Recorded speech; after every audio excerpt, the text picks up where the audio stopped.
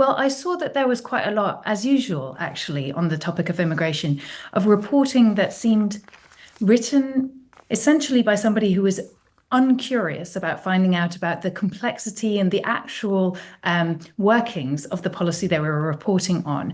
So, we saw a lot of reports saying the Austrian government is putting in place a plan for deportations of Syrians, which seems to have been based entirely on the fact that the leader in Austria did tweet that and he is a hard right anti-immigration leader. He tweeted about the fact that he would like to see Syrians returned. That has no bearing whatsoever on his ability to do that. It would be highly illegal. There isn't a court in Europe that would allow the forced deportation of Syrian refugees back to Syria at the current time, because it's very, very clear that the situation there is not yet settled and not yet safe.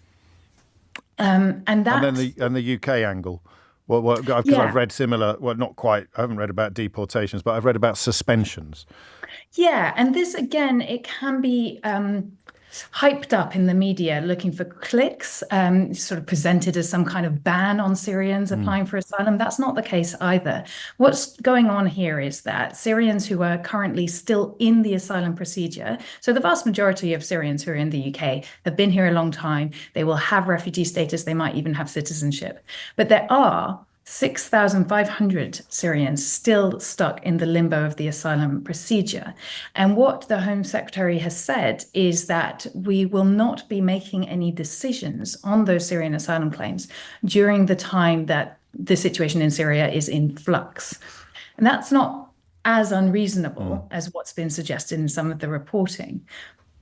However, it is actually a very serious concern still, because why are there 6,500 Syrians languishing in the asylum system long term when we know that for the past several years, almost all Syrians who apply for asylum in the UK are granted refugee status eventually? Why are they waiting for so long? And the answer to that is we have a highly dysfunctional asylum system.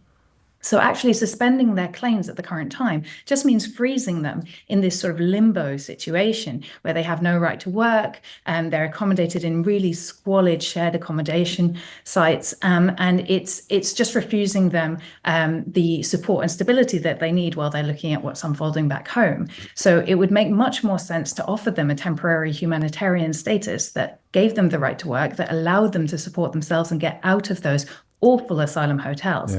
So hopefully we should see a follow-up to this quite hasty announcement that we've had from the government in response to the situation in Syria. Hasty, a generous word, I think. So, yeah, it's interesting that the very first thing that they had to say that was concrete was about it. I don't know that you can answer this question. I don't know if there's a precedent for it, but what would the end of this hiatus look like in Syrian terms? What would a country need to do or achieve in order to cease being a place from which asylum applications would be routinely accepted? Well, and actually, let me rephrase that, a place to which people will be happily and safely wanting to return. Yeah, and that's the key, because at any time, Syrians who are here in the UK are looking now with hope at the idea that they might be able to return. But that has to be done when people are able to make an informed decision about their safety if they do go back. Right. And essentially, there are lots of reasons why people might need protection from a country. In Syria, obviously, the primary driver of asylum applications was the brutal Assad regime that, I don't know if your listeners will have seen the footage of the concentration camps being liberated. Horrendous scenes of torture cells that his regime was running.